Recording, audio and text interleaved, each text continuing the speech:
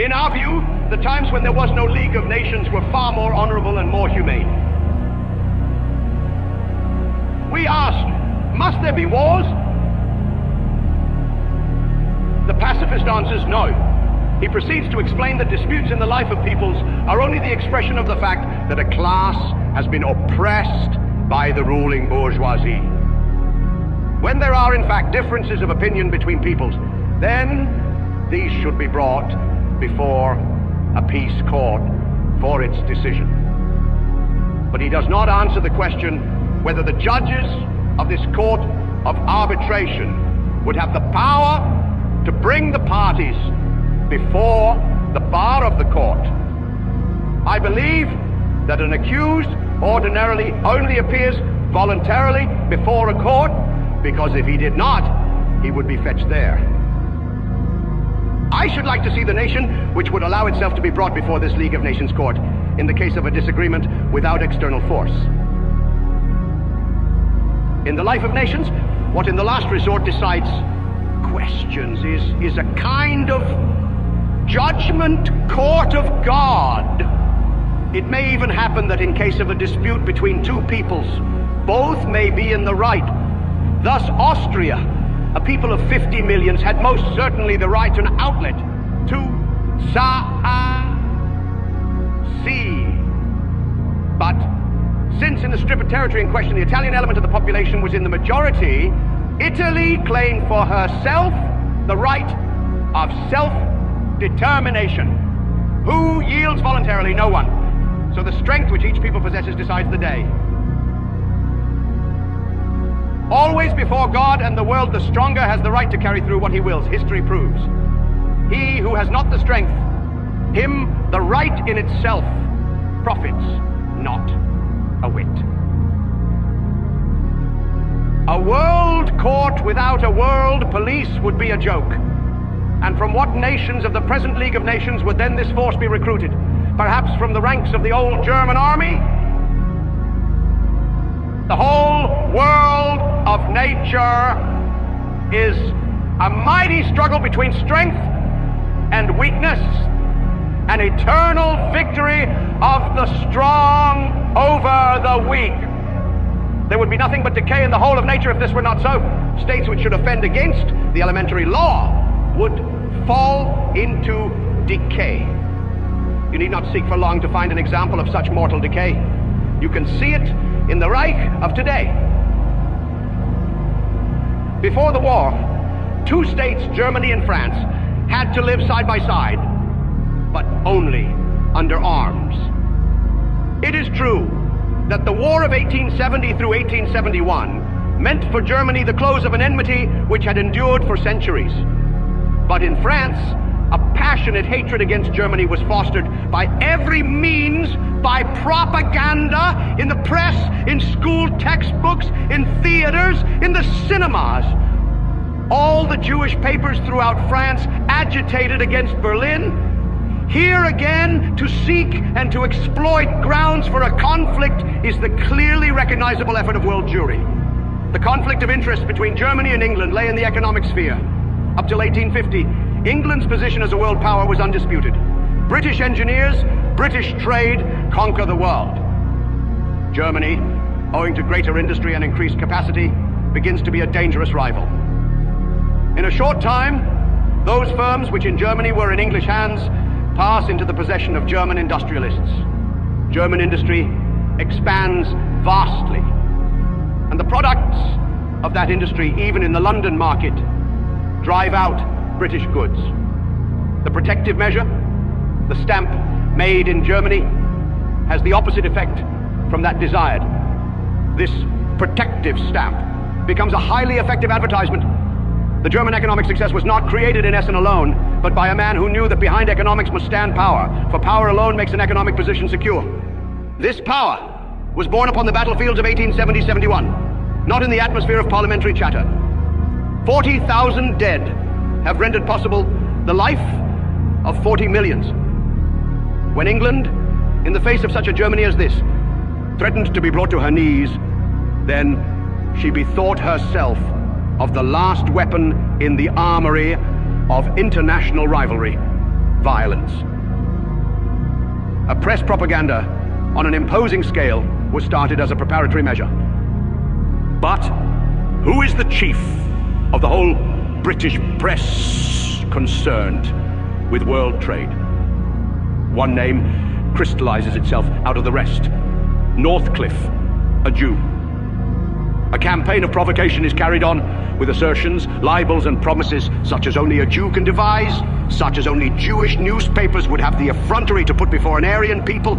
And then at last, 1914, they egg people on.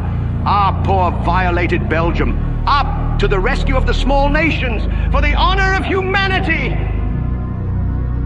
Same lies, the same provocation throughout the entire world. And the success of that provocation, the German people can trace grievously enough. What cause finally had America to enter the war against Germany? With the outbreak of the World War, which Judah had desired so passionately and so long, all the large Jewish firms of the United States began supplying ammunitions. They supplied the European war market to an extent which perhaps even they themselves had never dreamed of. A gigantic harvest, yet nothing satisfied the insatiable greed of the Jew. And so, the venal press, which depended upon the stock exchange, kings began an unparalleled propaganda campaign. A gigantic organization for newspaper lying was built up. And once more, it is a Jewish concern, the Hearst press, which set the tone of the agitation against Germany. The hatred of these Americans was not directed solely against commercial Germany or against military Germany. It was directed specially against social Germany, because this Germany had up to that time kept itself outside of the principles which govern the world trusts. The old Reich had at least made an honorable attempt to be socially minded. We had to show for ourselves such an initiative in social institutions as no other country in the wide world could boast.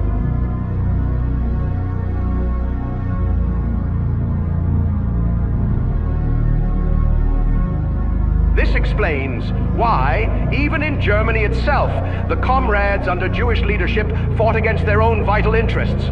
This explains the agitation carried on throughout the world under the same watchword. For this reason, the Jewish democratic press of America had to accomplish its masterpiece. That is to say, it had to drive into the most horrible of all wars, a great peace-loving people, which was as little concerned in European struggles as it was in the North Pole. America was to intervene in defense of civilization, and the Americans were persuaded so to do by an atrocity propaganda conducted in the name of civilization, which from A to Z was a scandalous invention, the like of which has never yet been seen, a farrago of lies and forgeries. Because this last state in the world where social aims were being realized had to be destroyed, therefore 26 peoples were incited, one against the other, by this press which is exclusively in the possession of one and the same world people of one and the same race, and that race on principle, the deadly foe of all national states. Who could have prevented the World War? Not the Kultursolidarität, the solidarity of civilization, in whose name the Jews carried on their propaganda. Not the so-called world pacifism, again an exclusively Jewish invention. Could the so-called solidarity of the proletariat? All the wheels stand silent still, if that be your strong arm's will. The German wheel on November 9th, 1918 was indeed brought to a standstill. The Social Democratic Party, in its principal organ, Vorwärts, declared in so many words that it was not in the interest of the workers that Germany should win the war.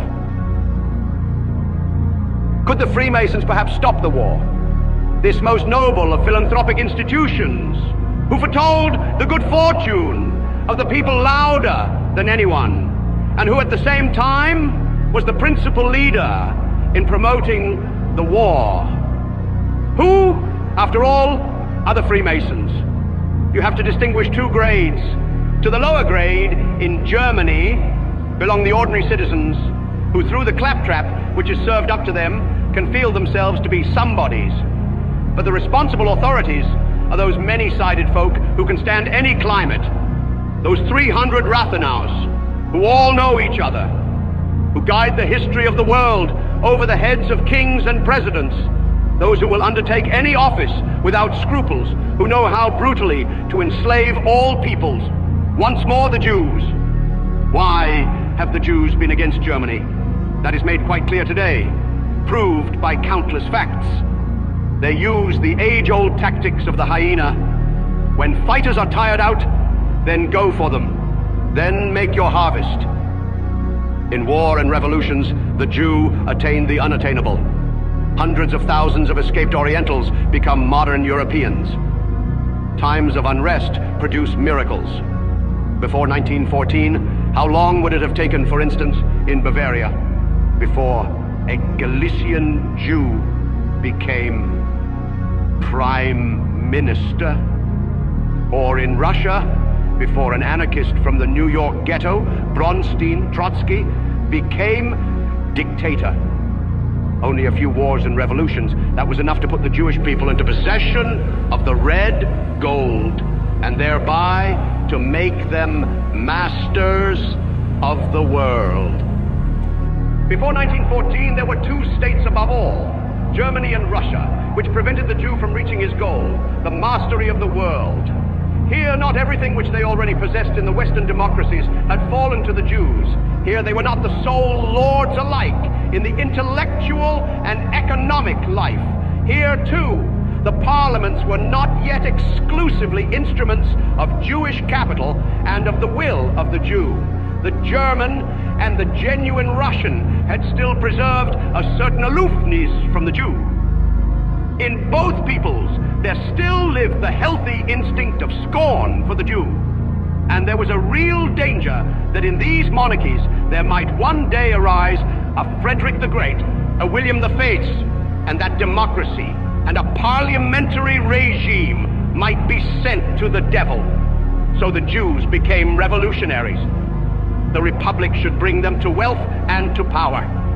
This aim they disguised. They cried, "Down with the monarchies! Enthrone the sovereign people!" I do not know whether today one could venture to call the German or the Russian people sovereign. At least one cannot see any trace of it. What the German people can trace, however, what every day stands in the most crass form before its eyes, is debauchery, gluttony, speculation ruling unchecked, the open mockery of the Jew. So Russia and Germany had to be overthrown in order that the ancient prophecy might be fulfilled. So the whole world was lashed into fury. So every lie and propaganda agency was brutally set in action against the state of the last, the German idealists. And thus it was that Judah won the World War. Or would you wish to maintain that the French, the English, or the American people won the war? They, one and all, victors and vanquished are alike defeated. One thing raises itself above them all, the World Stock Exchange, which has become the master of the people. What guilt had Germany herself for the outbreak of the war? Her guilt consisted in this, that at the moment when the ring closed about her existence, Germany neglected to organize her defense with such vigor that through this demonstration of her power, either the others, despite their abominable purposes, would have been robbed of their will to strike, or else the victory of the Reich would have been assured. The guilt of the German people lies in this, that when in 1912, a criminal Reichstag, in its unfathomable baseness and folly, had refused to allow the raising of 3 army corps, the people did not create for itself those army corps in the Reichstag's despite. With these additional 120,000 men, the Battle of the Marne would have been won, and the issue of the war decided. 2 million fewer German heroes would have sunk into their graves. Who was it who in 1912, as in 1918, struck its weapons from the hands of the German people? Who was it that in 1912 as in the last year of the war, infatuated the German people with his theory that if Germany throws down her arms, the whole world will follow her example. Hugh, the democratic Marxist Jew, who at the same hour incited and still today incites the others to arm and to subjugate barbarous Germany, but someone may perhaps yet raise the question whether it is expedient today to talk about the guilt for the war. Most assuredly, we have the duty to talk about it. For the murderers of our fatherland, who all the years through have betrayed and sold Germany, they are the same men who, as the November criminals, have plunged us into the depths of misfortune. We have the duty to speak, since in the near future, when we have gained power, we shall have the further duty of taking these creators of ruin, these clouts, these traitors to their state, and of hanging them on the gallows to which they belong. Only let no one think that in them there has come a change of heart. On the contrary, these November scoundrels who still are free to go as they will in our midst, they are even today going against us. From the recognition of the facts comes the will to rise again. 2 millions have remained on the field of battle. They too have their rights, and not we, the survivors, alone. There are millions of orphans, of cripples, of widows in our midst. They too have rights. For the Germany of today, not one of them died. Not one of them became a cripple, an orphan, or a widow. We owe it to these millions that we build a new Germany.